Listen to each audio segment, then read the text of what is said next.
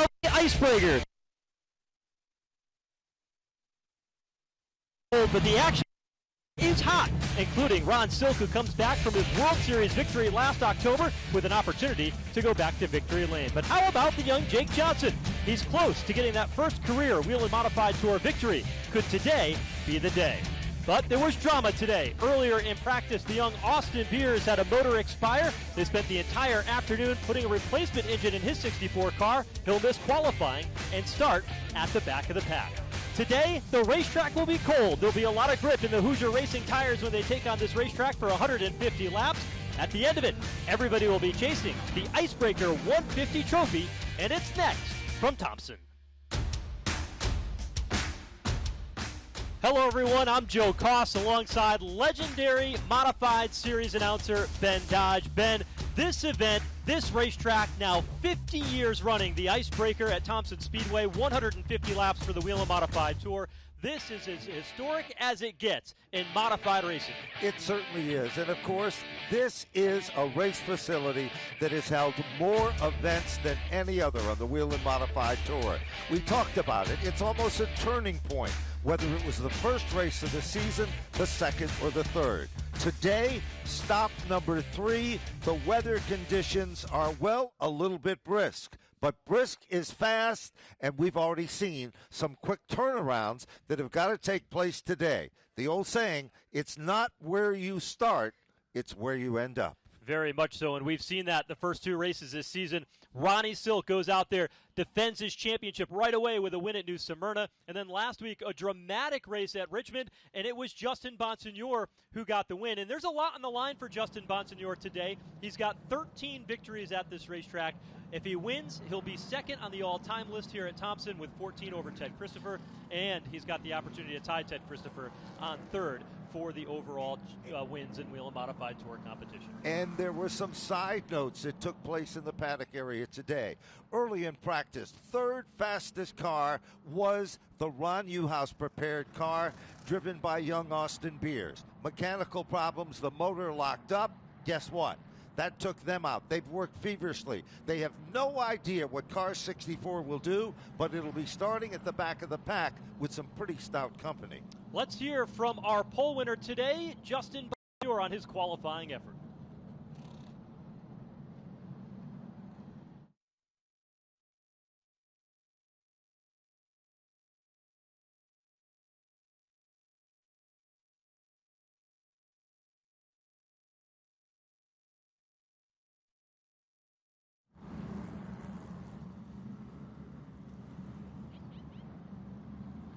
All right, field rolling here. Let's take a look at the starting lineup for today's Whelen Modified Tour Icebreaker 150. Justin Bonsignor on the pole position with the 51, a 13-time winner here at this racetrack. Jake Johnson, one of the favorites to contend for the win here today. He'll start on the outside of row number 1. Craig Lutz will start third today, a 2-time winner at this track.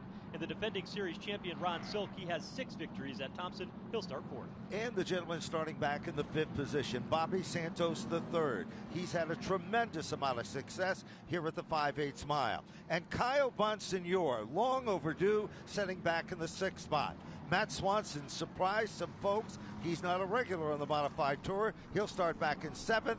And Patrick Emmerling, who was one of the quickest cars at Richmond, he's back and strategically where he wants to start. Starting 9th today in the 56 car is Trevor Catalano. 2 top 5s here this season, and this driver has been outstanding here in 2024. Then Andrew Krause is setting back in the 10th position. Further back in the field in row number 6, it is Dave Zapienza. Matt Hirschman, back in the competition, was not at Richmond. Joe, he'll be starting in 13th position. Anthony Cecily, 14th. Eric Goodale looking to turn things around in 15th. Brian Roby, a short track ace from New Hampshire, he'll make his first start at Thompson here today, starting 16th, along with J.R. Bertuccio and Tyler Catalano starting 18th.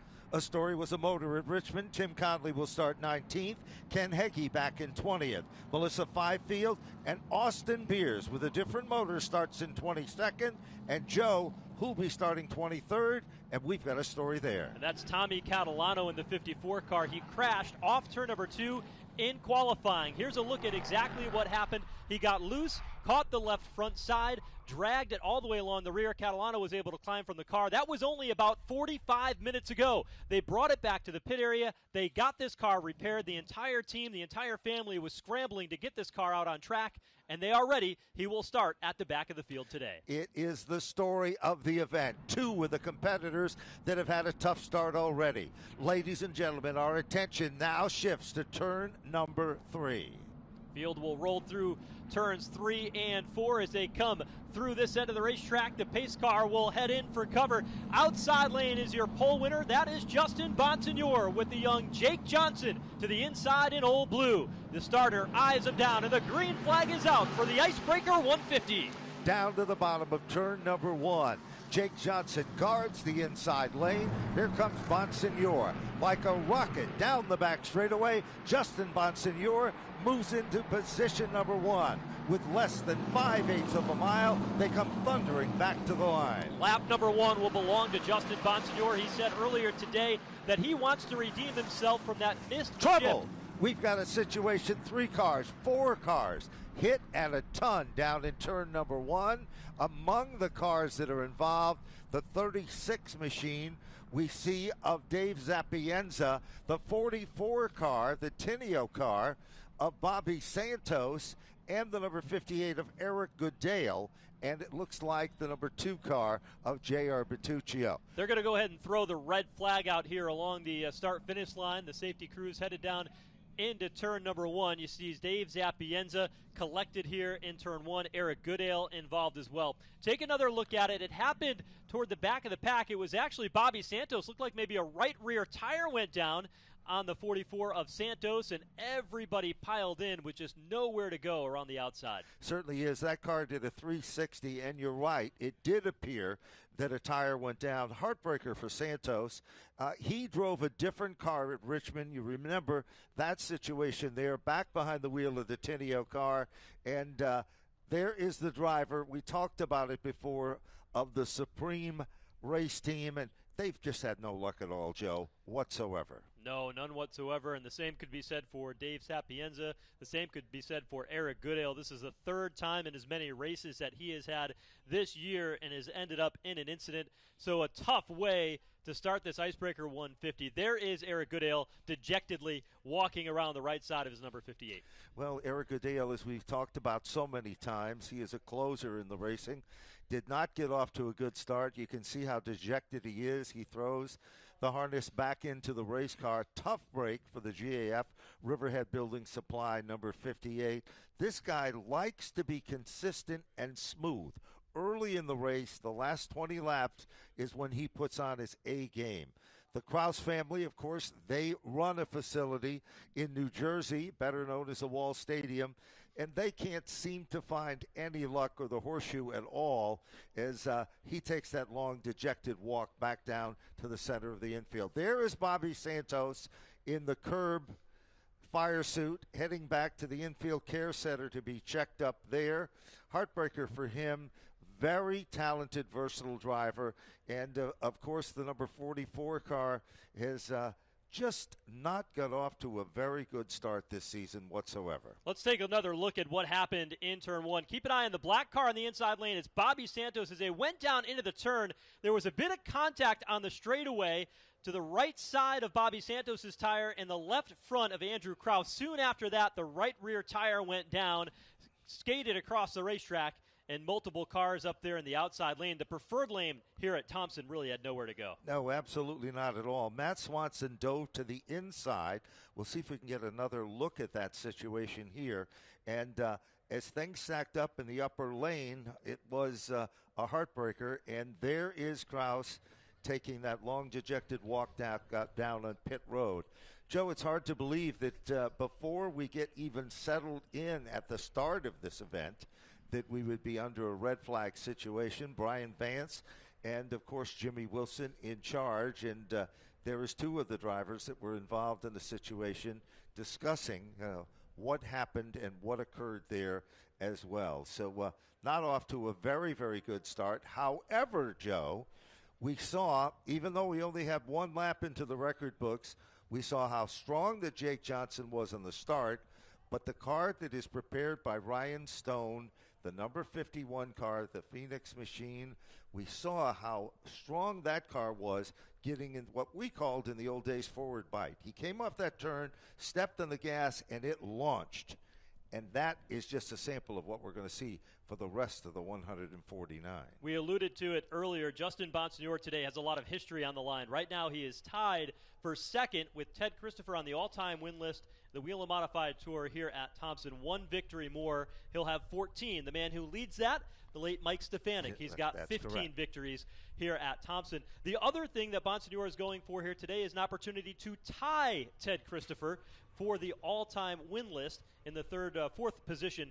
A couple spots back, it'll be his 42nd career victory if Justin Bonsignore can get it done. And you look at the career that he has had. He's had a lot of success at tracks like Riverhead, but here at Thompson, this is where he's made his name. This is where those championships were won. Justin Bonsignore has this racetrack figured out. He certainly has. And, of course, you have to give credit to Ryan Stone. There was a time at this racetrack before Ryan Stone was known as the top crew chief. He competed in what we called here the limited sportsman division. He had a title run at a championship at this racetrack.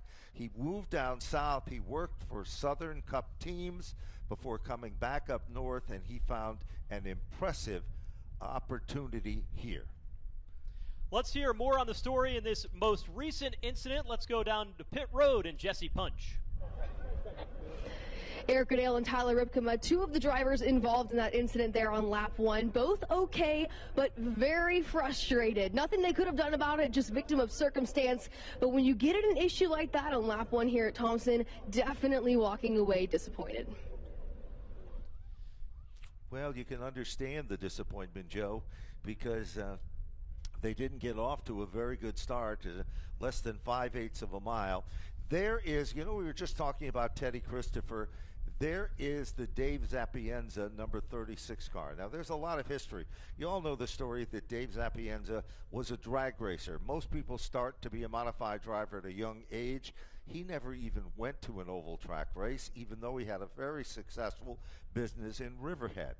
Then he decided to buy an oval track car and compete at Riverhead and went on to the Whelen Modified Tour. And he's done quite well. This car is a tribute car to not only Teddy Christopher, the gentleman with those unbelievable stats you talked about a few minutes ago, but it is a credit to Eddie Whelen, who owned Teddy Christopher's Whelen Modified Tour Championship car. That's why it's the red number 36, and the car they ran yesterday even said Teddy Christopher on the roof. 2008, the only time Ted Christopher was able to secure a championship. His last victory driving came at this racetrack, yes, and it was in what they called the SK Sunoco Modifieds here at Thompson Speedway Motorsports Park. It was a black and red number 79 that he won here. That was the final race he ever won in his storied modified career. Certainly was, and of course, you have to remember he won a national title at this racetrack too. We talk about the history of this grand race facility. It's had so many different names over the years. It was Thompson Speedway, it was the Big T, it was Thompson International Speedway, and now we know the current name of that.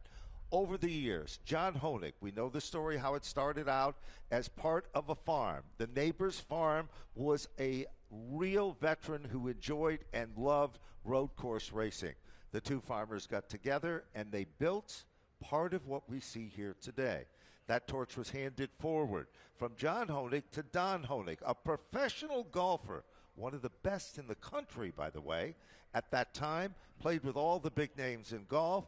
Donald then handed the torch over to his son, DR, and his grandson, Jonathan. They put together the road course as we know it today, and, of course, the oval. And one of the most competitive, exciting proving grounds here on the East Coast. You know, there was a time everyone said Connecticut is the state of modified racing. We have great facilities like Thompson. We have facilities like Stafford. We have the short tracks like Waterford. We had a nice blend. Well, that blend was all founded right here on this 5/8 mile. Now, you've had a major part of this particular racetrack and this event, 50 years running for the Icebreaker here at Thompson Speedway Motorsports Park. You were even creative enough to generate the logo for this event that was used now today. You see it there atop the trophy. You drew that, and where did you draw it? Yeah, it was, I sat at my kitchen table. I was just 15 years of age. I drew it, and I brought it to a man who was also a major part of the success story, Wild Bill Slater.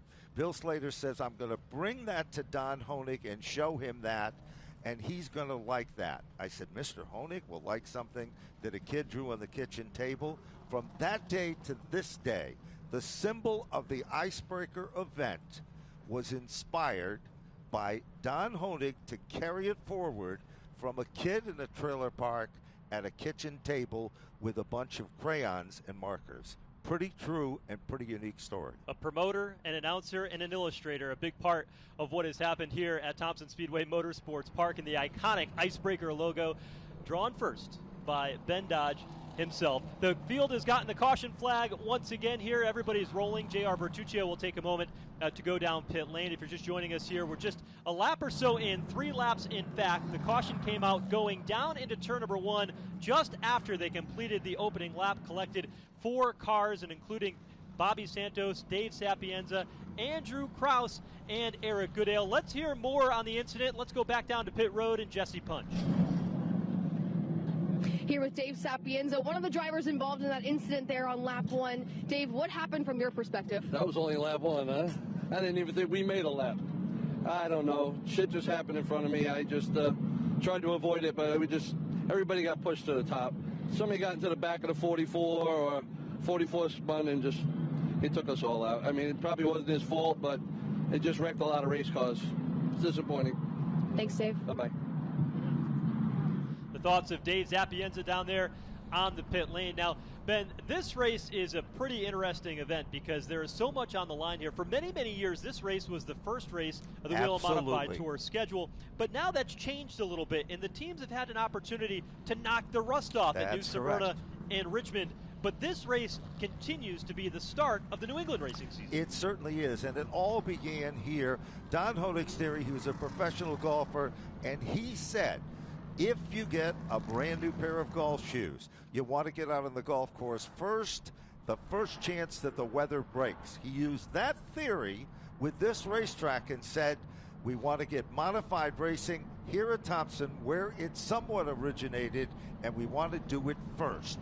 So that theory from golfing to racing kind of paid off, and it's still being done here today. Certainly only about, I'd say, 300 yards from the start-finish line to our backs here in the tower is one of the golf course holes here at Thompson Speedway, and that's been a big part of this particular facility. The field has been given the 1-to-go signal. They all double up here along the front straightaway. Justin Bonsignor is the race leader, and Jake Johnson sitting there in the second position. We take a look at Austin Beers in the 64 car. He had that motor that they had to change after a practice incident. Now, because of the crash on the track, he started last, but he's been able to pick up several spots. He's already up to 16th. So, good for some in an incident like this, but certainly bad for those involved. Certainly has. There was another side story. They had the motor to put in the car, but they needed a radiator. They had to drive all the way back to their shop in New London, get that radiator. Ronnie Uhouse got it back just in the neck of time.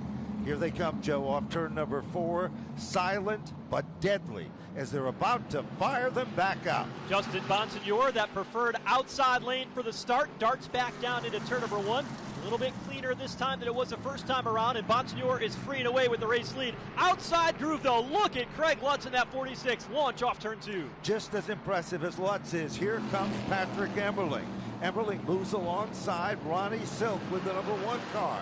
Back down into turn number 1, 3 cars, 4 cars run single file. They work their magic. Side-by-side battle.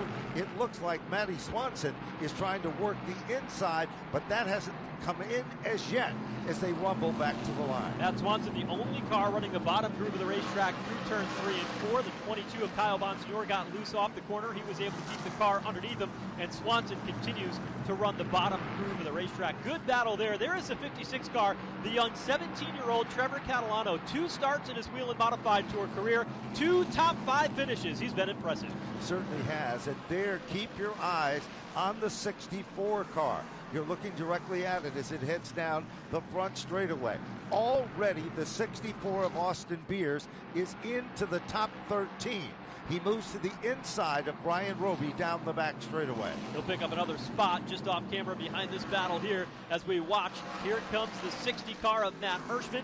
Up front, though, the battle continues to rage on. The 89 of Swanson, he'll have to settle back in line behind Tyler Ripkema. Now, the battle for the race lead is Justin Bonsignor in the 51 and Craig Lutz in the 46. Now, Craig Lutz, he has gotten a brand new perspective on life. He left the 82 team when Danny Watts retired at the end of last season, and boy, this 46 team looks very strong in 2 races. They certainly do. You know, they say in racing, if you have a marriage and it breaks up in divorce, it's hard to put the pieces back together. That is not the case with Lutz. Once he sat back behind the wheel of that car, and now look at him move to the bottom of the racetrack.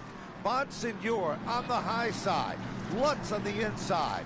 Evenly matched. Bonsignor with a little more giddy up off the turn, but you know the story here. If you can take it in deep, you can make the move. Now we've got a crossover. That's what makes racing at Thompson so great. The way you sweep up in the center of the corner, then the crossover move is common, but Justin Bonsignor was not able to make it work. Bonsignor, I thought, was just going to let Craig Lutz just go right on by over there in turn 3. Lutz has shown that he wants to get out in front. He wants to set the pace here today, and he's already got 2 victories at this racetrack. It's no surprise to see him up front. Certainly is, and once he has got into the lead, the margin between first and second is .247.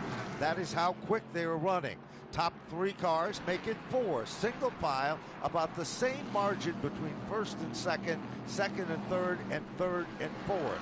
In the 5th spot is car number 1.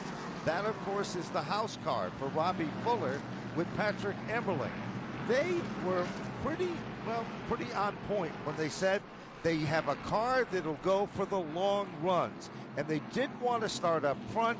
They wanted to start in the middle and let the race come to them. And that's what they did. They started exactly where they wanted to here today in the 8th position. Allow that long run speed to come in. And that's going to be one of the keys to the race today as Trevor Catalano in the 56 making a move to the inside of the 22 of Kyle Bonsignor. This is a battle for the 6th position down at the bottom of turn 3. But when you look at Patrick Emmerling, Eric Berndt drove this race car on 2 occasions last year and was very, very fast. He had one of the fastest cars on track, but they didn't execute the race very well. Optimism is high with that one team of Patrick Emmerling. It certainly is. They literally will tell you they failed on pit road with Eric Berndt, but today, new day and a new deal. Here is a good battle that is going on, but we've got a caution. Caution comes out. Second caution of the event. Car number 4, Tim Conley's car, slows in the backstretch. This team, you know the story that Tim Conley drove and was extremely successful for the legendary Bob Garbarino. They had a lot of success at this particular racetrack. Professional football player, he decided he was going to go back to his family and his business and didn't race for quite a while. His wife decided to buy him the ultimate gift, the former Bob Garbarino number 4. This is not the race car. This is a brand new one. He went to New Smyrna. He said they had a lot to learn, but they got strong. At Richmond, they too had a mechanical problem with the engines. The motors in these tour cars are not easy to get, Joe. You know that. Okay, so they had a problem finding and purchasing a motor because they wanted to run here. His wife told the story of how great and how nice modified people are to welcoming back a veteran like her husband, Tim Conley. 9-time winner in the series, last raced here in the year 2000 and has a victory here at Thompson, but it's been 24 years since he raced here at this track, Ben, and a lot has changed, certainly, including the pavement has changed because it was paved since the last time Tim Conley has raced It certainly here. was. You know, yesterday we were talking about a story about this racetrack. The very first driver to ever go on the last paving of this oval at Thompson Speedway was the legendary Tommy Baldwin. We selected and went through the record books, and we decided that Tom Baldwin would be the first candidate. He came here, and he was the first modified to literally caress the pavement here at the 5/8 mile oval. If you look in the turns at this racetrack, you'll see a patch of asphalt that appears to be a completely different color, Joe. The reason for that is in the original paving, it did not, adhere or settle in. So they had to make a readjustment. That readjustment created a really fast racetrack, one that all the competitors, especially Ted Christopher, really liked here at Thompson. Work continues off the end of the back straightaway to remove the Tim Conley car as they try to jack that car up at the rear. J.R. Bertuccio, the 2 car, is being shown the lucky dog, and pit road is open. Some strategy play. The driver that was running inside the top 6 was Kyle Bonsignor. He's going to come down pit road for some service here on this pit stop. A few others at the tail end of the field will come in as well. This is a very interesting strategy decision by Cam McDermott to come in. Now, notice that they're putting fuel inside this race car. They will tell you with the gear change rule that they made that these cars will go just about 140 laps on fuel. Now, we had a couple extra pace laps to get some heat in the tires because of the cool temperatures here at Thompson. They ran some pace laps or some caution laps already here today, but just a little extra splash of gas for Cam McDermott and Kyle Bonsignor on that team. You know, you talk about history in this racetrack. Cam McDermott is a former champion of what they call the Thompson Modifieds here. He also came back and won in the SK Lights. Him, his dad, and his mom, he started and raced at the quarter midget track. They live right over the hill in Rhode Island here, and what an impressive. Started out as Woody Pitcat spotter, went on to be the crew chief of both Woody and for this team, and he is highly respected as one of the best in the business. Cam McDermott, crew chief on that 22 car, said earlier today, he said, you know, it's a little bit unique when you run this race at Thompson. Traditionally, the Icebreaker and the World Series, which is run here in October, are 2-day events. Yes. You practice and qualify on Saturday. You go onto the racetrack cold when it comes to Sunday afternoon's competition. But it's been a little bit different here today because today it was an abbreviated schedule. Everything was planned for the same day. We qualified only about 45 minutes before the green flag. Cam McDermott there on the left of your frame down on the pit lane, the crew chief of the 22 car for Kyle Bonsignor. But, you know, that changes it because yesterday the track was washed away. Rain was here, green racetrack. Yesterday afternoon, the Monaco Ford Tri-Track Series was about ready to take green. It missed it on and off. The only corner of the state of Connecticut that had any form of rain was right here. There is a side note also. The competitors for the Whelen Modified Tour, not only were they a part of a one-day event today, however, they were not even allowed on the property in the garage area because that garage area was being used by the Monaco Tri-Track Series. So there was a whole different flavor to coming here, racing here, and getting the job done all in one day. Catalano looks to return to the competition. We're under the second caution here in the Icebreaker 150 for the Whelen Modified Tour. 23 laps in, and Craig Lutz is out in front.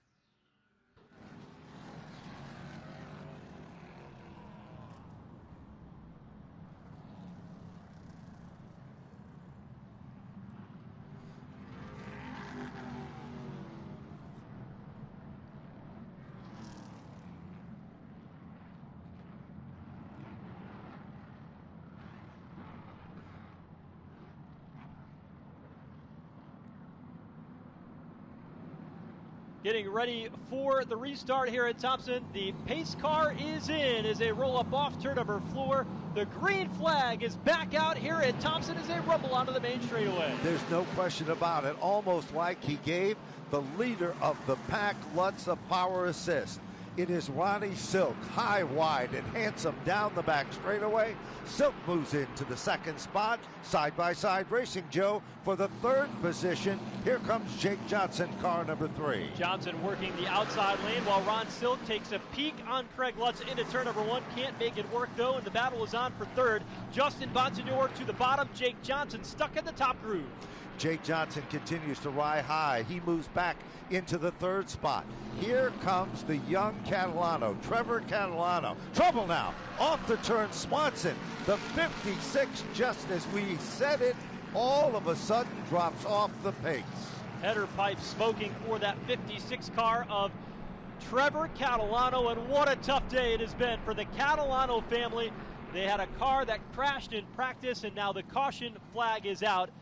Undoubtedly for the 56 of Trevor Catalano, continues to smoke down the back straightaway. What a tough break for this Catalano family. Unbelievable.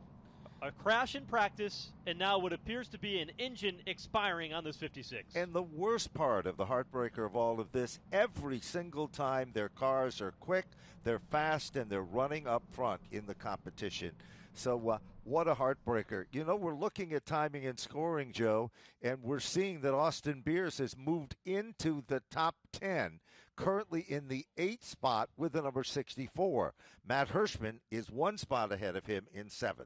Let's take another look at it here. You see a bit of contact between the 56 and Justin Bonsignor, and right after that, you see the smoke coming out the right bank of that header pipe for the 56 of Trevor Catalano. He has now brought that car back behind pit wall. His day apparently done for the young 17-year-old driver. You know, there's an old saying. They say just before an engine lets go, it goes its best. And we saw that car really running strong and at its best. Heartbreaker for that young talented driver as he was running up front in the competition here. Hopefully we'll have an opportunity to hear from him with the success that he's had over the first couple of races this season. I mean, modified racing is certainly got a lot of different forms here, especially over the past couple of years. But to see new drivers come in to any series, let alone the Whelen Modified Tour, and finish 2 races inside the top 5, a 3rd place effort at New Smyrna, a 3rd place effort last time out at Richmond, a 5th place effort at New Smyrna. Really impressive drive for the young Trevor Catalano. It certainly is. The entire family, as we said, they literally showed up at New Smyrna with 7 race cars competing in the Whelen Modified Tour and all the other divisions as well. So they're serious racers, and they were able to put together some strong runs in the first 3 races. You know, when we talked to people in the garage area, the crew chiefs, the drivers, they all said one thing. We need a good, solid, long run under green in this race. We haven't seen that during the first 30 laps, Joe. We have been plagued with cautions for minor situations, and we've also seen some teams pit earlier than we ever anticipated. Yeah, this race looks a little bit different than we thought. It certainly looks very different for Trevor Catalano. Let's hear from him on his woes here today. Engine troubles for Trevor Catalano. Ends his Whelen Modified Tour debut here at Thompson a tad early. You had such a strong start to this season. How disappointing is this run today? Yeah, you know, it's really disappointing. We were working our way through. We were up to 5th, and the car was actually really good. You know, we didn't really expect to be that good there. We figured we'd drop back a little bit, just ride and try and save our tire. But, you know, we were working our way forward, just trying to stay out of trouble. And, you know, coming out of 4 there, just shut off on us. So it sucks, but we'll regroup and hopefully be back from a knock. You told me pre-race that you were using this run to learn as much as you can about this place, Thompson Speedway. Were you able to learn anything in those first 20-some laps? Yeah, you know, we worked a lot on trying to figure out how to pass and slide jobs and whatever else happens here, you know, and I think we figured it out a little bit, you know, and we got a good notebook to come back at for the following races here, and hopefully we'll have a better run. Thanks, Trevor. You're welcome. Lots of Trevor Catalano, tough break for him. It sure is. It really is. You know, for the fans that are watching on Flow, they just talked about a slide job. And I think here at Thompson, this is one of the racetracks that is patent pending for a slide job. Joe, let's explain it to the listeners at home. This racetrack has the ability to go from the outside lane down to the bottom lane very, very quickly, and it creates those crossover moves. But sometimes to be able to complete a pass, if you go into the turn, you got to dive bomb early on the bottom, come across and sweep across the nose of the car that you're trying to pass, and that sometimes creates that slide job. It certainly does, and sometimes just enough finesse to bog the car down can make all the difference. Right now, we've re-racked the field. The Whelen Modified Tour is under green to the bottom of turn number 1. Ronnie Silk put the car to the bottom, car number 16. But here on the outside, Bonsignor is back on the roll, and here comes Jake Johnson, car number 3. Jake Johnson goes to the outside of Ronnie Silk, but Silk walked up the racetrack, and Johnson now going to lose a couple of positions. Here comes Patrick Emmerling rallying down to the bottom in a bid for the 4th spot as Emmerling trying to move inside the top 4 for the first time today. But that outside lane, so much momentum here at Thompson when you can roll the top. Certainly was, and right there in that front pack of cars, it is car number 64, Austin Beers. With 35 laps in this race, he has passed more cars than anyone else in the field.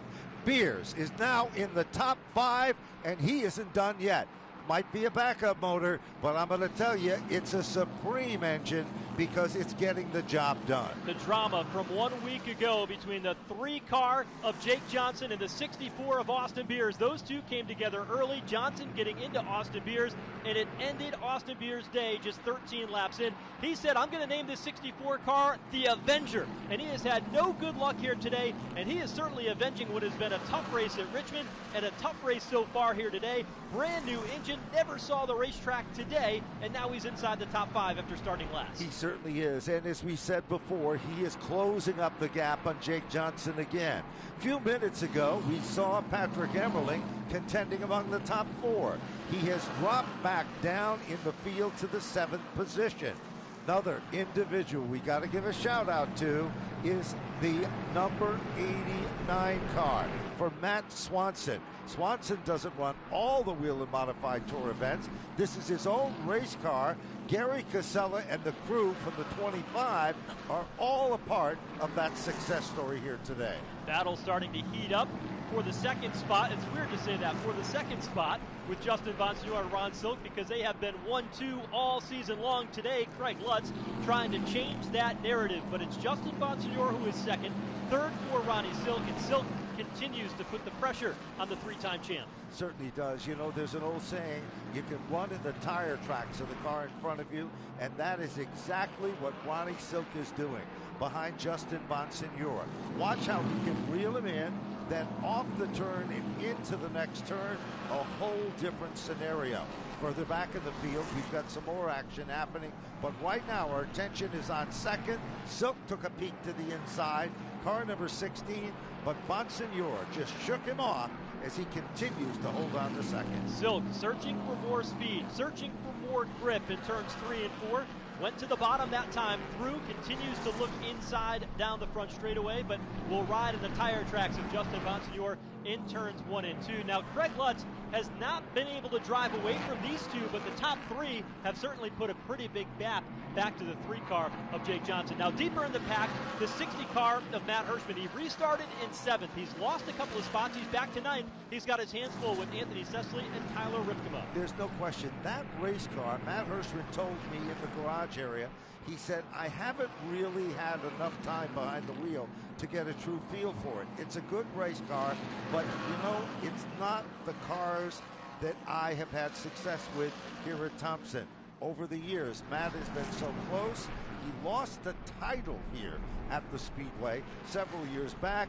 And here comes Tyler to the inside with that number 32 car. Cecily on the outside as they rumble off the turn. And right there is Kyle Bonsignor. Now, he came down pit road for an adjustment in that splash of gas under that second caution in the 22 car. He makes this pass, he'll move back inside the top 10. So that's a big strategy play for the 22 of Kyle Bonsignor, and things that he doesn't have to worry about fuel at the end of this race. He's now inside the top 10. You know, there's a margin between first and second on the last circuit by of 0.491.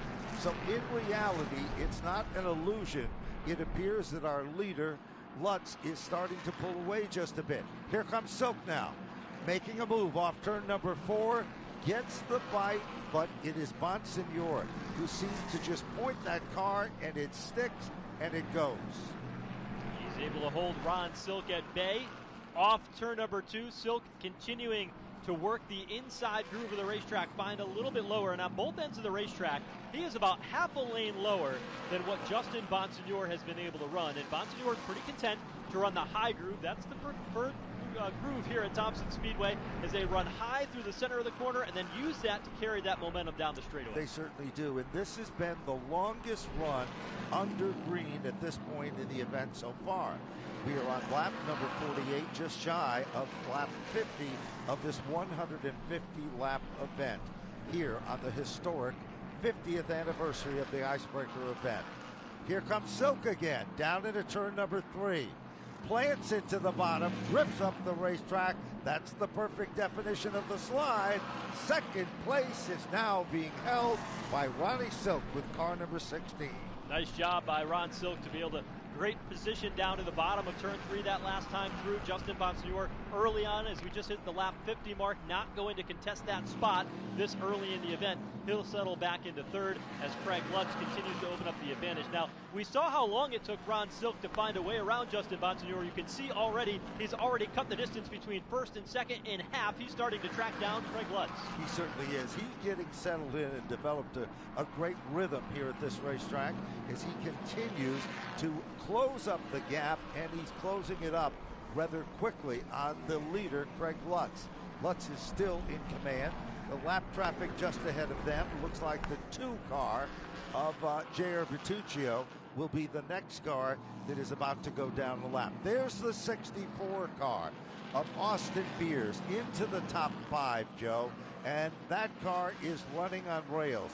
Murphy's machine with Ronnie Uhouse, Sly Sabin, who is instrumental in providing the magic, third-generation driver. His grandfather, his dad, all were great drivers, and they all love Thompson Speedway. His dad has a victory here. Eric Beers, who continues to work with this team, both father and son, along with about 10 other people, were scrambling to get this motor replaced before the race. Ron Uhouse actually had to go back to their shop and get a radiator. They didn't have a spare one that they could make work here at the racetrack. He had to go back there and get that replaced in time for the race today. And now Austin Beers has settled in to the 5th position. There's a long way to go, and he used a lot of his race car driving from that 23rd starting position to where he is right now. He's kind of in that ride mode right now, waiting for the opportunity to come down pit road and get his tires. He certainly is, Joe, and you can watch that.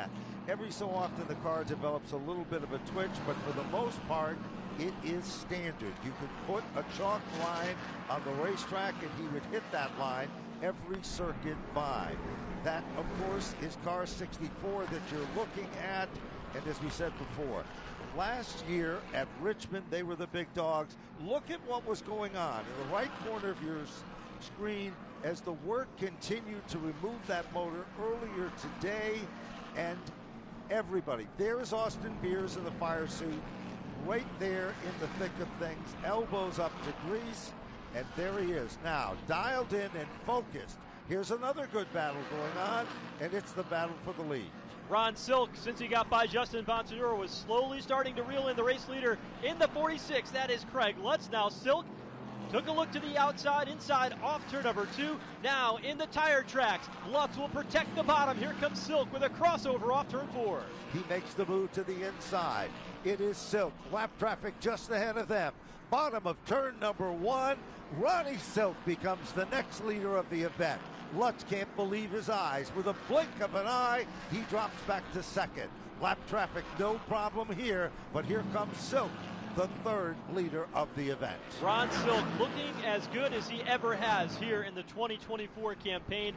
Last year, so good, winning that championship for the 2nd time in his career. This year, wins at New Smyrna. A photo finish at Richmond last weekend to finish in 2nd, and now powerfully 60 laps in takes the race lead. And speaking of 60, how about Northampton, Pennsylvania's Matt Hirschman? That car continues to come to life. He's now into 7th with a pass over Matt Swanson. Rip Kinga moves to the inside. He tries to make the move down to the Swanson.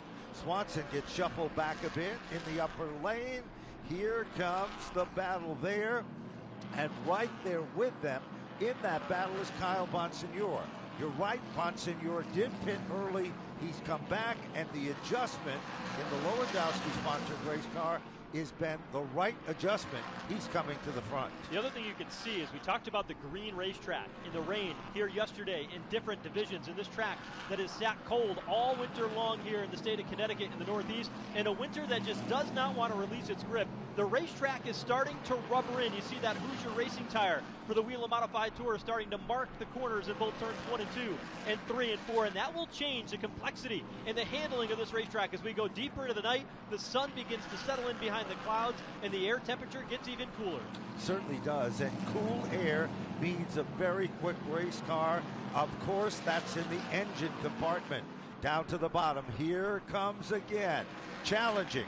But came on the high side. As they come off the turn, the 77 car is working, the 22 car is working its magic down low to the inside. Tyler Ripkema in that 32 car, he's just hoping to have a clean day here. He's had a rough start in a couple of races this season.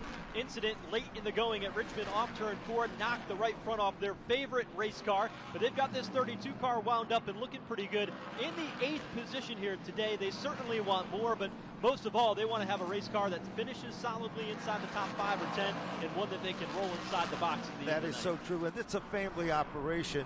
This is a group that works hard, and they race together as an entire family. Here, moving to the inside again to try it, Kyle Bonsignore. The door gets shut. He has to settle back in behind Ripkema as they come down again. Ripkema still guards the spot. Back up front, leader of the event, it is still Ron Silk, 67 of 150 laps into the record books here in the Icebreaker event in its 50th season here at Thompson. Car just in front of this battle that we watch here, Matt Hirschman, he was carving his way through the field not too long ago in the yellow number 60. He is now closed in on the back bumper of Patrick Emmerling, and he is starting to make some ground up. The 60 of Hirschman rolling forward here, trying to make a move in the next couple of laps to see whether or not he can make something happen. Here's a good battle, though. The Justin Bonsignore machine, who is running third, starting to fall back. Jake Johnson is there. He'll look to the inside of the back straightaway. Jake Johnson dives to the inside, picks up the spot. You know, literally, in modified racing here at Thompson, the Bowler family owned the real estate more through the 70s, the 80s. Legendary drivers like Fred DeCero, Lenny Bowler, all sat behind the wheel of these cars, and they all had success. This youngster, inspired to run for this team as a youngster with a Matchbox car on his bureau, and now he is wheeling this car to the search of a victory, setting back in the 3rd position. Pit strategy hasn't come in as yet, Joe. Last year, Jake Johnson led 22 laps in the World Series. He finished second. You talked about pit strategy. They lost about 6 spots, if not more, on pit lane, and that's really what cost him the opportunity to have that track position for the final run of the checkers. Jake Johnson, with the speed that he has shown this year, last week he had problems. We alluded to that earlier, but the problems that he had with Austin Beers put him at the back of the pack, and I think Jake Johnson was one of the biggest storylines and the biggest part of the show last week in Richmond. He absolutely was. There's no question about it. And in addition to that, you have to wonder, on the Monaco Tri-Track Series, Jake Johnson's crew chief is guess who? Ryan Stone.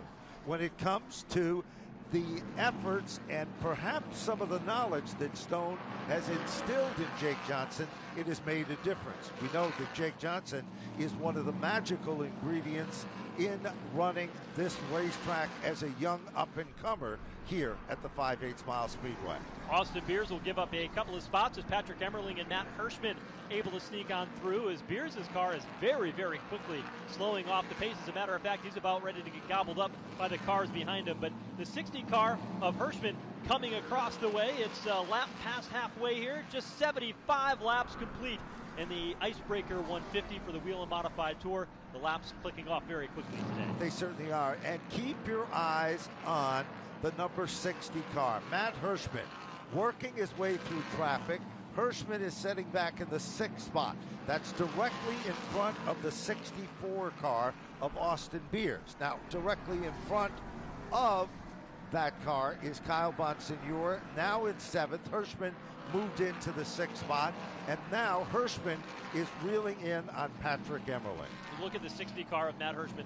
26 times he has raced here in the Whelen Modified Tour, has not won at this racetrack in Whelen Modified Tour competition. His car looking as good as ever. Remember, the last time he raced here, he ended up breaking his wrist in an incident on the back straightaway, really derailed his 2023 season. It certainly did. And if you go back in the record books, you'll discover that Hirschman was in a shot to win the title here at Thompson of the Whelen Modified Tour, finished 2nd, and on that day, he not only lost the title, but he lost his ride as well. And this racetrack has been very good over the years to the Hirschman family. Sure His dad, Tony Hirschman, when they crowned the champion here at Thompson Speedway, this was where Tony Hirschman was able to capture many of those championships in his storied modified career. You know, it now appears that Austin Beers is starting to back up just a bit.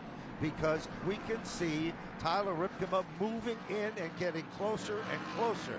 Now that is the battle for the 8th, 9th position right there. You're looking at it as they're coming off the turn, and Beers continues to try to hold off and shake off the number 32 car, but the 32 car is getting quicker. Take a look at where the race leader Ron Silk is in this battle that we watch on the frame. Ron Silk on the same straightaway now as he comes off turn number 2. He leads the way at the moment over Craig Lutz and Jake Johnson, the top 3, but they are starting to close in on some of these contenders that are inside the top 10 in the running order. Ron Silk has that car running on rails. There you see the gap to Craig Lutz, Jake Johnson coming through, and there's Justin Bonsignor. You know, currently he has the biggest margin between first and second, 1.673, that we have seen in this event so far. We are 82 laps up on the board of 150. You're looking at the leader, car number 16, a car prepared by Phil Moran and, of course, Ronnie Silk.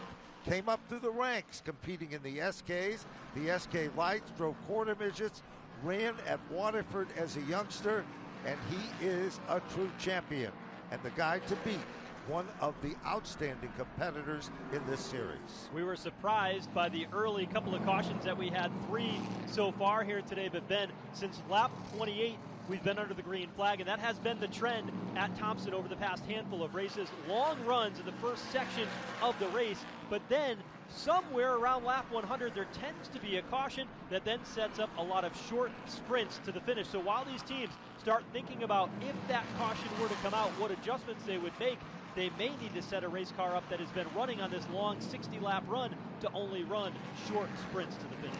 I think you're exactly right with that, because you've just seen Austin Beers literally settle back from running in the top 5 as Beers has dropped back even further in the field. There's another one of the Catalano cars to the inside as your leader. Silk goes to the outside, and Silk continues to be a driving force up front. See, the Catalano number 54 has had a nice day today, recovering from that incident. 11th right now. He just goes that lap down, but the oldest of the 3 Catalano brothers, boy, he has done a great job. When you talk to Trevor Catalano, who we saw that 2 top 5s to start the season, at 26 years old, Tommy Catalano, his older brother, has that notebook that allows him to prepare. We mentioned 153 races today at Thompson Speedway Motorsports Park. That means some of these teams have a very tall notebook sitting back in the garage area. Many of these crew chiefs have been part of it for a long time, whether as a crew member or as a crew chief, going back to 1985 when the series began over 40 years ago. Tommy Catalano has built his notebook up, and he has now handed that off to his 2 younger brothers, Tyler and Trevor. As the caution flag is out, it's Matt Swanson off turn 4. That brings out caution number 4. Interestingly enough, Joe, just as we were talking about it around lap number 100, we are shy at lap number 89 up on the board, and it was Matt Swanson with car number 89, kind of a appropriate situation. Swanson was running in the 14th position, battling with Brian Roby in the 25 car, and Ken Heggie was directly behind him with the number 18 car. So 90 clicks off on the board. J.R. Bertuccio's back down on pit road as we speak, and there we're looking at the front pack of cars, and it is Ron Silk, currently the leader of the event. Craig Lutz still setting in second. Jake Johnson is in third. Justin Bonsignor setting back in the 4th spot. Patrick Emmerling dropped back to 8th with that 1 car, and then worked his way back up into the top 5. Hirschman is next, and Kyle Bonsignor. Let's see what's going to happen on pit road. If you were a betting man, Joe Koss, would you bet the leaders come in or stay out with 91 circuits down of 150? I would take that bet any day of the week, and I would bet you that they are all going to come down pit road. 4 tires is what they can take here today at Thompson Speedway. Now, the race has been on the track for the first 91 laps. The race will turn to pit road, and this is where this race has been decided the last couple of years. Absolutely. Getting out in front on this pit stop is ultra critical to your success in getting to victory lane. Well, you can see the rattling going on pit road as everybody is up on the wall. Competitors in the cars are receiving information from the spotters. High atop, Race Central. We're looking for pit road to open. It does. No surprises to me and Joe. Here comes Silk. With him comes Lutz, Jake Johnson, along with the 51, Patrick Emmerling, the 1, and Matt Hirschman down to pit road. Ronnie Silk will hit his pit stall. Jesse Punch. The field coming down pit road now, making their only stop of the day to get fresh tires. Ron Silk currently in the lead, hoping to remain in the lead here with a quick pit stop. In talking to these drivers before the race, they mentioned this is the difference maker. You can unload fast, but how you handle this pit stop and how you get back on the racetrack after this pit stop is going to be what could make or break it for you. There you see the 64 of Austin Beers also on his way, having a stellar day, having made his way up through the field, currently in second coming to this restart. You know, Jesse, just as you were talking about the importance of a pit stop, a team that failed with a pit stop a year ago has just got the blue ribbon on this one, car number 1, and that is Patrick Emmerling. They managed to get out first, kind of a surprise, but not really. Ronnie Silk was second car out, Jake Johnson was third, Justin Bonsignor, and then Austin Beers. The 1 car of Patrick Emmerling goes from 5th to 1st to take over the race lead for the first time today. I spoke with Patrick earlier today, and I said, what do you think about your pit crew given those challenges that they've had? He said, you know what, my 07 crew, when I ran my own car last year, was one of the best crews on pit road. We've combined the best from that team along with the best of the 79 team for John McKennedy in that group, and we think we have the fastest crew on pit road. And I said, Patrick, I've never seen your car be first off of pit road. He said, I've never been close enough to the front. I've always been back 10th, 11th, 12th, and I picked up a bunch of spots. But you watch today, we're going to win the race off pit road. He sure did. Robbie Fuller, this is what they call the LFR house car. Robbie Fuller told me the exact same story. He said, we are not going to get caught, pardon the expression, with our pants down on pit road again. We are going for this one, and we're going to get out there first. And they went for it. There is the crew down on pit road. The Fleetworks group getting it done here on pit road. You see those smiles. And they the know, high fives. They know what that meant here today. Puts that 1 car out in front. At the beginning of the broadcast, we talked about a couple of drivers that would be drivers to watch. Patrick Emmerling was one. Jake Johnson was the other. And Emmerling now has got the track position. Do they have the car that can hold it out front for 55 more laps? You know, when we talk about the history of this event, 50th anniversary, see how the number 50 comes into play. When we go back to green, we are going to have 50 laps or a few more or shy of that. That is going to be the sprint. That's what racing was founded on at this racetrack. A simple 50-lap format in the old days. Today, man and machine, 50 drooling laps. No time now to not step on the gas and to be in the winner's circle. Last week, Patrick Emmerling made a mistake on pit road with a commitment cone violation. It cost him an opportunity after being up in front of the pack following the pit stop. Just like he is right now, he will choose the outside lane over Ron Silk, who's on the bottom. The pace car lights will come back on, and we will wave the restart off. Let's talk a little bit more about Patrick Emmerling. Racing has changed. He drives for the house car. You talked about it. Robbie Fuller and that team. They've got a system that they call the pull-down machine. That's correct. That they have at their shop. They input the data that mimics and mirrors what Thompson Speedway is, and you put the car on this machine that captures all the data and all the movement of the racetrack. They ran about 50 or 60 laps on the pull-down machine with this 1 car to prepare for the race today. And we talked about them qualifying 8th, and they said that's right where we want to be because they wanted long run speed, those 50, 60 lap runs, and now they've got the opportunity to showcase it. They certainly did. They came here with a mission. Robbie Fuller said, I want this one bad more than any other race. I have a reason and a proof for me to be able to get the job done. Here they come. They've re-racked the field. Off turn number 4. Outside is Emmerling. Inside, Ronnie Silk.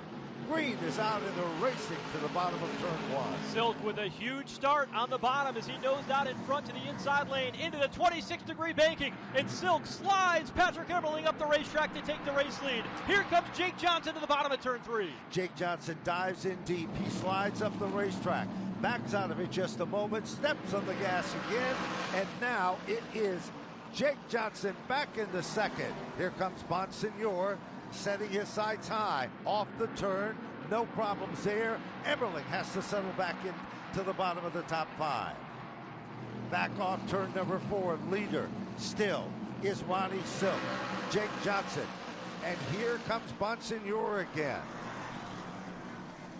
99 laps show up on the board. Joe, when they come back to the stripe, exactly 50, and the clock will be ticking to wind out the Icebreaker event. 50 years of history here at Thompson Speedway Motorsports Park. Lap 100 with 50 laps to go, and Ron Silk is back out in front. Jake Johnson, though, on the hunt. He finished second the last time we were here to Ronnie Silk, who leads right now. He is looking for his first career Whelen Modified Tour win. 4 cars, nose to tail, bumper to bumper. They rumble off the turn. No one is stepping out of line this time. Bottom of turn number 1, it is still Silk. Meanwhile, Jake Johnson trying to shake off Bonsignor. A little further back, the number 19 car is trying to hold off Swanson, who picks up a spot.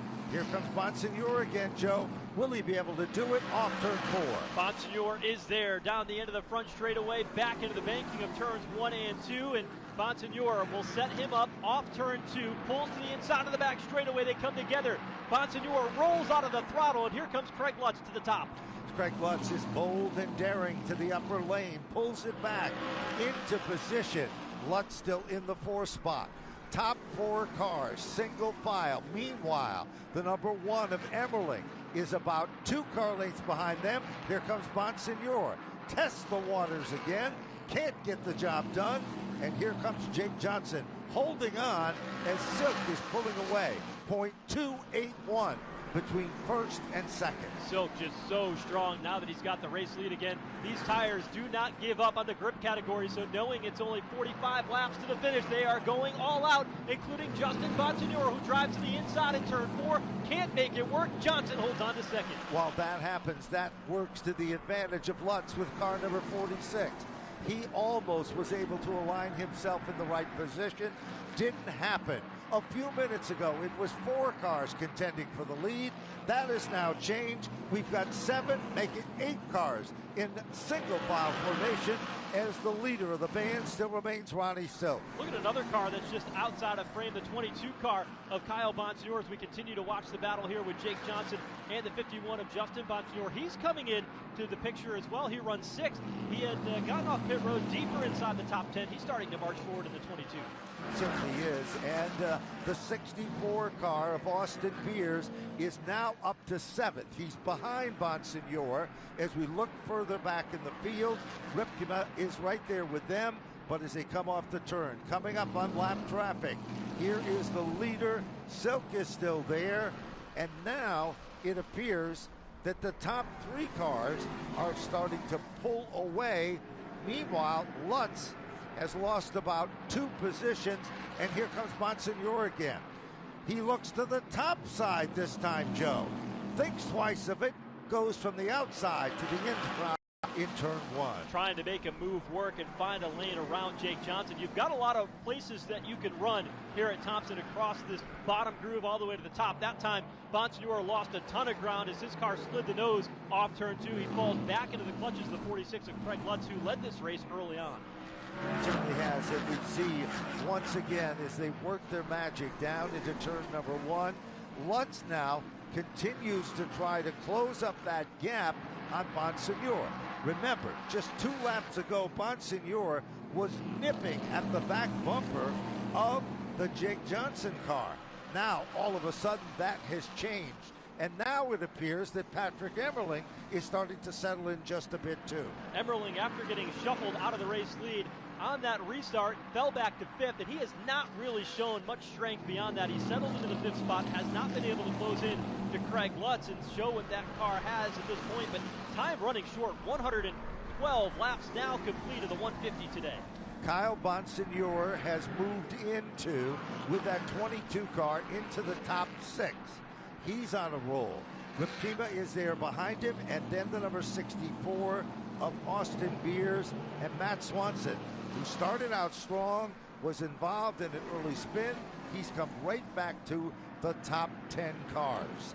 Down the back straightaway, still, Silk is the leader.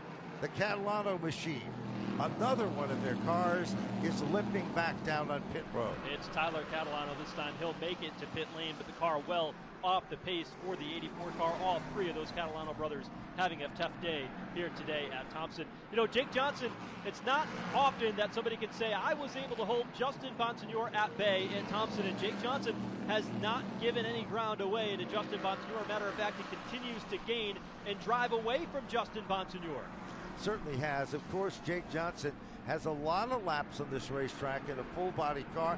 Now we're looking at the number 22 car of Kyle Bonsignore, literally running in the tire tracks of the 32 car.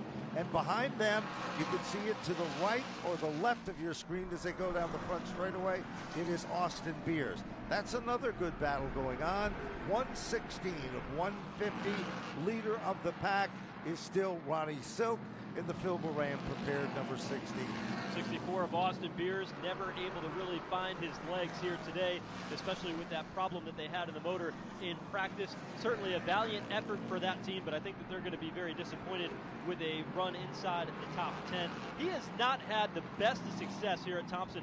4 races in, he's got 1 top 5, but this racetrack has certainly not been one that Austin Beers has been able to move the needle at. It certainly hasn't, and of course, he's a youngster, so he's still got plenty of time to figure out this situation. Leader coming up on lapped automobile, closing up the gap. Patrick Emmerling is moving in as we look off turn number 4. Here's the 22 car, Kyle Bonsignore, and the 64.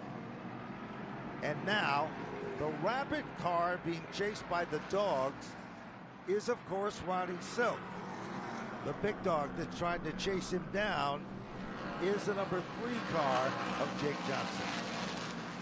Jake Johnson was able to drive away from Justin Bonsignore, and he had closed within about 5 car lengths of Ron Silk, but now has lost that ground. Now 8-10 car lengths back to the race leader. There is a battle for the 3rd spot. Justin Bonsignore still holding on. Craig Lutz is there, and Patrick Emmerling in the 1 car. Riding in 5th, puts pressure on Craig Lutz, but has not found a way around it. Certainly hasn't. There are times he'll come off that 2nd turn. That's what you're looking at right now. He dives to turn number 3, goes up the hill, crosses over this time, can't put it in the inside groove, has to think twice of it, and pulls back in the line. This time, as we look at it, he'll try a different strategy, Joe. He'll look to the bottom, pull it back into formation, tries it again to go high. It just doesn't work. You can see the flame coming out the right side of that 1 car. Patrick Emmerling waiting very, very long off the throttle. That's when the flame comes out. And now he gets sideways down to turn 1. Collected is Tyler Ripkema. Somehow Patrick Emmerling's able to rope it back in, and he's able to continue on. It certainly is. Tyler moves to the bottom. He can't believe what just happened in front of him.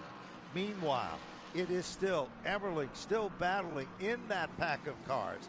Ripkema right there with him with the number 32 car, and right behind that car is, of course, the Kyle Bonsignore machine.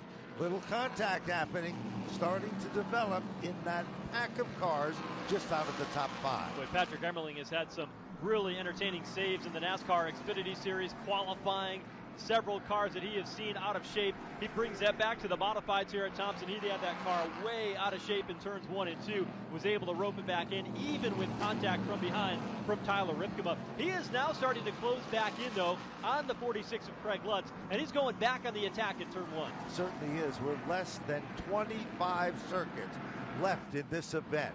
We've talked about it before. We've seen late event cautions change the entire complexion of the event. We're back looking at Patrick Emmerling trying to get underneath the Lutz number 46. That would put Emmerling back into the top 4.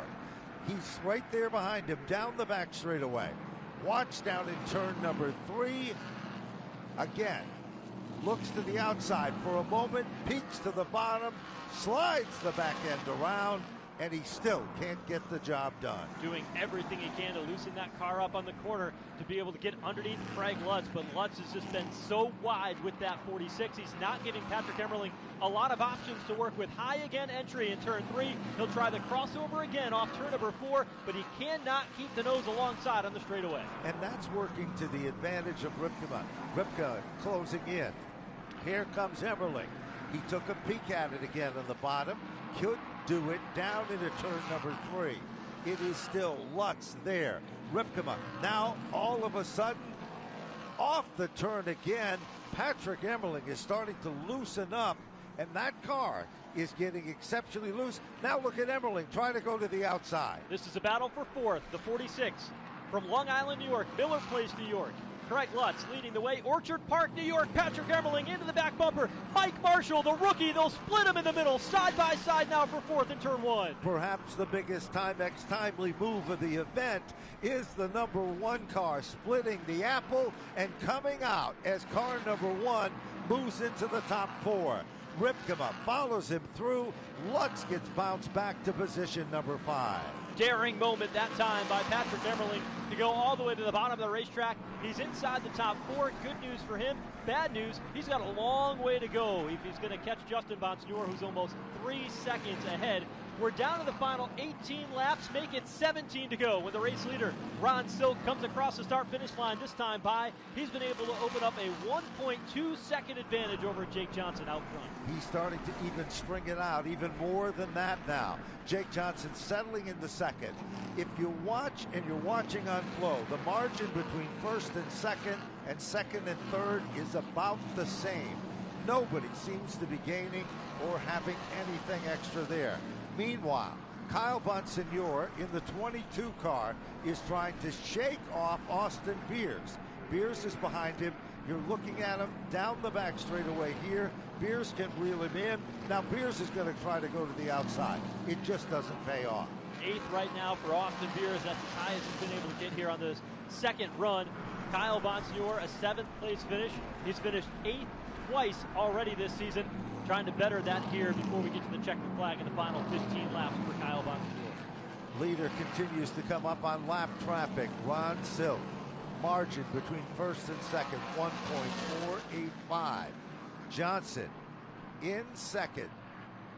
And it appears that that margin is starting to get even bigger for Ronnie Silk. Silk, that car firmly in command. Jake Johnson at one point in time had closed within a half a second early on in this run, but he has not been able to match Ron Silk, who continues to drive away with it. The battle raging on again between the 22. Kyle Bonsignor and Austin Beers. Looks like these guys will fight for this 7th position right down to the checkered flag here in the Icebreaker 150 in what has been a pretty event-filled day. Lots of drama, lots of storylines as this one has played out, but the one thing that has remained consistent has been the strength and speed of Ronnie Silk in front. Certainly has. He has been the dominant car throughout the event. Here comes Austin trying to make the move again. It just doesn't happen. Bonsignor is still settling in. Now here comes Austin Beers. Got the car down low to the inside. Couldn't do it that time. Tries it again, coming off the second turn down the back straightaway. Down the backstretch they come. Time starting to run out. It'll be 10 laps to go as Ron Silk comes across the line. The race getting long. 10 to go. And here is Beers again looking to the bottom. Can't quite make it work. Tries everything. Looks for some real estate that almost doesn't exist to the inside of the racetrack. Come up on lap traffic again. You're looking at Austin Beers. Gets it down low off the turn. But Bonsignor has enough giddy up off turn number 4. Here comes Beers again, trying the inside groove. Not going to give up, but you can see Kyle Bonsignor's car really starting to skate out there on the racetrack as he tries to keep it underneath him. They played a little bit of a different pitch strategy, came down pit road twice, made adjustments early on, and that adjustment was able to put him inside the top 10. He drove from the back of the pack forward. A good run for Kyle Bonsignor, and the same could be said. Austin Beers, starting all the way at the back of the pack today, was able to charge forward. There you see on the left side of the screen, the battle now heating up as Patrick Emmerling starts to put the heat on the 51 of Justin Bonsignor for third. Yes, just a few minutes ago, remember what happened on the last initial start. It was Emmerling who went up the hill in the racetrack. Now he has gained that position again. Patrick Emmerling closing in on Justin Bonsignor as they come back to the stripe this time. 5 laps to go. The high 5 for Ronnie Silk, who looks like he's back in winning form here at Thompson for the 50th anniversary event. Emmerling trying again to get down underneath lap traffic just in front of him. Patrick Emmerling in the 1 car tries to squeak to the inside, and he does. Bonsignor is bumped back to position number 4. Patrick Emmerling now up to third. He's got a long way to go if he's going to catch Jake Johnson, who rides all by himself in the 2nd position, and Justin Bonsignor here giving up a position in the late going. Austin Beers able to get by the 22 car of Kyle Bonsignor, so Beers able to stretch out in front, move into 7th. Bonsignor now back to the 8th position. Up off turn number 4, the race leader will be Ron Silk. He'll see 3 laps to go in what has been a dominating performance for the 16 car. No question, it's been flawless throughout the event. Phil Moran dialed the car into perfection as car number 16 is in a zone of its own. Great run for Jake Johnson, but Johnson had nothing left to close up that gap, and the long green flag run for the final 50 will tell the story. We have seen drivers here at Thompson Speedway begin to dominate. At one point in time, it was Doug Coby. More recently, it was Justin Bonsignor. Now it's starting to look like it could be Ronnie Silk. They come across the line this time, 1 to go. Final circuit in the competition. You're literally riding with Ronnie Silk as he comes off turn number 2. 50 years of the Icebreaker event. The chill is off. The heat is on. Ronnie Silk will win the 50th anniversary of the Icebreaker from Thompson Speedway. 2nd time this season he'll visit victory lane. 24th career victory for Ronnie Silk as he scores the win here today in the Icebreaker 150. Jake Johnson across in 2nd, will runner-up for the 2nd consecutive race. Patrick Emmerling rallied back to 3rd. Justin Bonsignor, Tyler Ripkema, the top 5. Good recovery there by Tyler Ripkema after being involved early on in the incident in turn 1. Here is Ron Silk, though. What a day for him. A dominating performance. This team has not missed a beat since they won the championship a year ago. Certainly haven't. And you know, we talk about the past and history. We have to look towards the future. Jake Johnson has a bright career ahead of him to finish in the runner-up spot. And what about Patrick Emmerling? He did everything from recovering from 2 close calls to being the quickest car off pit road, and he still finishes on the podium in the LFR house car. Good run for all 3 of those drivers, and a podium that is certainly going to be making up the storylines as the season goes on. Ron Silk, one of them. Many said today that Jake Johnson is going to contend for the win. He certainly did that today with that runner-up finish. I know that team is going to be disappointed with a 2nd place effort because they knew that they had a hot rod today, but so did Ron Silk. And the speed there at the end of the race by Patrick Emmerling was something. When we saw the green flag just past 50 laps to go, or just over 50 laps to go, when we got that last restart after that caution flag, got shuffled out of line in turns 1 and 2, and just really, once he got back to 5th, had a hard time working his way forward again and picking his way through traffic. You know, they talk about the importance of being consistent. Ronnie Silk was exactly that. He never used up his race car. He knew when to race at his best and his hardest. There he is in his car, about ready to get out. Familiar sight in victory lane, defending champion. And, of course, he's got a big smile on his face again. Phil Moran there to shake his hand. And Ronnie Silk, in just a few short moments, will be celebrating here at Thompson. Ladies and gentlemen, there is Silk out of the car. Let's go trackside. Here he is, your winner this afternoon at Thompson Speedway, Ron Silk. He's the defending series champion, won here back in the fall, and now he picks up another one at Thompson. Ron, when we talked before the race, you said you're always confident coming here, but it's going to be a victim of how these pit stops play. After you made it down pit road, at what point were you confident that you could be the winning car? Yeah, I was confident before the pit stop. Had driven to the lead there and was able to kind of drive away from everybody. Just a fantastic car from the start of the race to the beginning.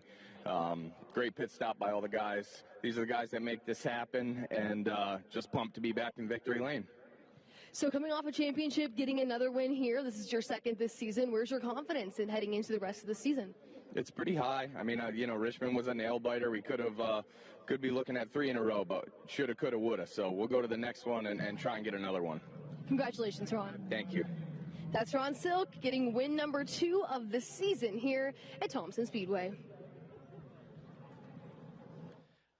Thanks, Jesse. The historic team down below, you see them all smiles. The team based out of Newtown, Connecticut, Ron Silk, just moved, bought a new house just a few miles from the race shop, and he'll be able to celebrate with the team here this week as they get ready for the next race on tour, which takes place in the great state of New Hampshire at the Monadnock Speedway early in the month of May. It certainly does, and remember, that's the first short track stop, brand new racing surface. Will we have a new player, or will we have one of the same? Stay tuned and be a part as the Whelen Modified Tour goes to the high banks of Monadnock. Well, Jake Johnson had a really solid run here today. Contended for the victory, but he came up just short. Let's go trackside and hear from him.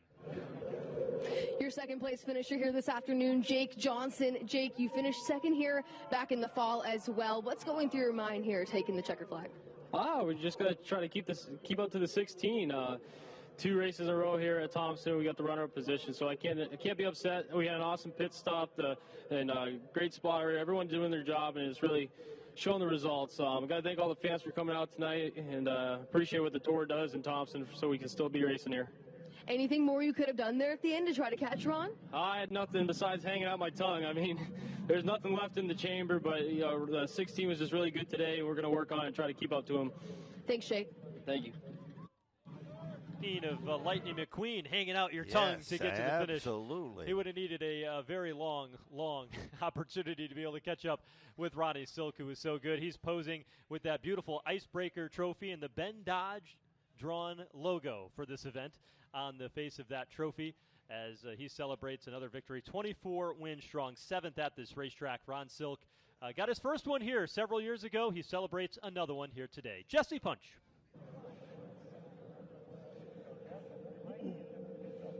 Patrick Emmerling finishing on the podium here after a hard battle today. Patrick, how do you describe your run this afternoon?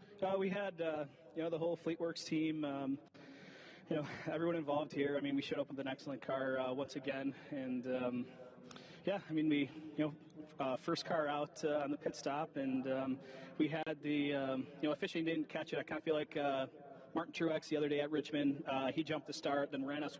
He jumped the start, edged us to the line, and he took us way up the hill there. So, I'm just gonna maybe run him like that in the future. And officiating, I thought would have caught that, but one of them things, it happened the other day in the Cup race too. And we had the car to beat today. We're the fastest car. It took us a little bit to get going, but we were the fastest car right at the end. And I got to just give it up to everyone involved, Rich. Dale, Rob, LFR, the whole crew here. I mean, everyone did an awesome job, and did everything right, I thought, but just got beat by a jump start and got run up the hill. So, but we're coming. I mean, this is our 3rd race in, and we had awesome race cars every race, and just fortunate to be here, and just love this whole crew and everyone involved, and we'll get them next time. Thanks, Patrick. Thank you. The thoughts of Patrick Everling, 3rd place finish here today. Well, it's been a busy couple of weeks for the NASCAR Whelen Modified Tour, but we will turn our attention about a month from now to the Monadnock Speedway for the 3rd annual Granite State Derby. It'll take place on Saturday, May 4th. It's also the start of the Granite State Cup, $20,000 in posted award across the 3 Monadnock races here this season. The JDV Productions team putting on quite a promotion again this year. Certainly are. Then it moves on to the 15th of May to Riverhead Raceway, one of the great short track stops on the island, and then on to one of my favorite racetracks. And June 1st, the Vendetti home that is better known as Seekonk Speedway. June 22nd, a new date for the New Hampshire Motor Speedway NASCAR Cup Series weekend. The Saturday edition will feature the Whelen Modified Tour, always a great event with high-speed drafting and usually makes the highlight reel at the end of the season. What a day it was here in Thompson. We saw that long green flag run in the midsection of the race, and there was no denying the 16th car today of Ronnie Silk. Very strong from the drop of the green flag. He scores the victory again, but it wasn't without some drama and carnage. It certainly wasn't. Heartbreakers during the early laps of the event. More cautions than we anticipated, but when things settled in, the final 50 was spectacular. The action was great here at Thompson. The intensity continues to build. Ron Silk, the winner. We'll see you in a couple of weeks at Monadnock Speedway when the Whelen Modified Tour continues to roll on.